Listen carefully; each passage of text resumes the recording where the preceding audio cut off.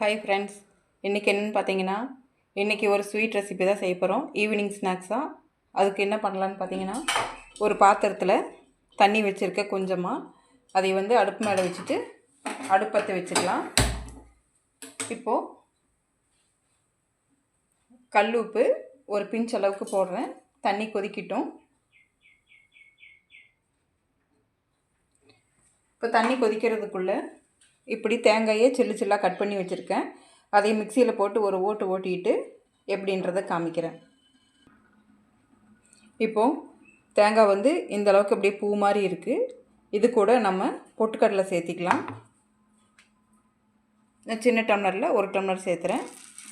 இது கூட பொட்டுக்கடலையும் சேர்த்திக்கலாம், இல்லை அப்படின்னா நடக்கடலையும் சேர்த்திக்கலாம். பொட்டுக்கடலை இப்படி முழுசு முழுசாக இருந்துச்சுன்னா டேஸ்ட்டு கொஞ்சம் நல்லாயிருக்கும். அதனால தான் சேர்த்துறேன். இது கூட ஒரு 2 ஏலக்காய் சேர்ந்து நம்ம அரைச்சிட்டு காமிக்கல எப்படின்னு சொல்லிட்டு. இப்போ பார்த்தீங்கன்னா இதில் ஒரு டம்ளர் அளவுக்கு அரிசி மாவு எடுத்திருக்கேன். இப்போ பார்த்தீங்கன்னா தண்ணி ஊற்றி மாவு மிக்ஸ் பண்ணிடலாம்.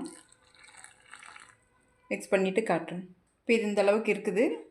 ஆவி போகிறது உங்களுக்கே தெரியும்னு நினைக்கிறேன். அவ்வளோ சூடாக இருக்குது. கொஞ்சம் ஆறட்டும். ஆறுனதுக்கப்புறம் எப்படின்றத காமிக்கிறேன்.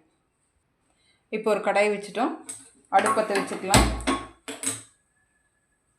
இதில் பார்த்தீங்கன்னா ஒரு டேபிள் ஸ்பூன் நெய் விட்டுக்கலாம். நெய் கம்மியாக யூஸ் பண்ணுறவங்களும் பண்ணிக்கலாம்.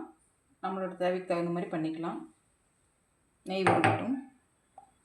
இப்போ நெய் உருகிடுச்சு. இதில் தேங்காய், பொட்டுக்கடலை, ஏலக்காய் போட்டு அரைச்சி வச்சு அந்த இதை பேஸ்ட்டை இதுக்குள்ளே போட்டுக்கலாம். போட்டு நல்லா மணம் வர வரையும் வறுத்துக்கலாம்.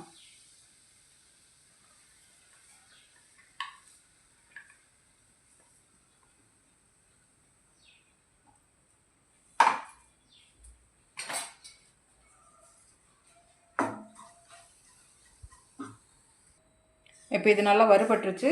இது கூட நான் வெல்லம் சேர்க்குறேன்.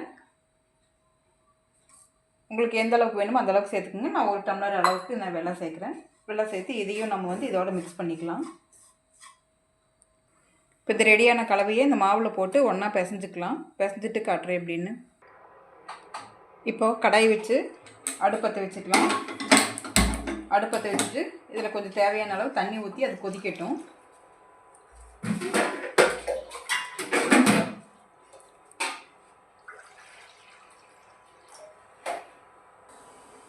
இப்போ பார்த்திங்கன்னா சிலிண்டர் டைப்பு, முக்கோணம், செவ்வகம், சதுரம், ஸ்மைலி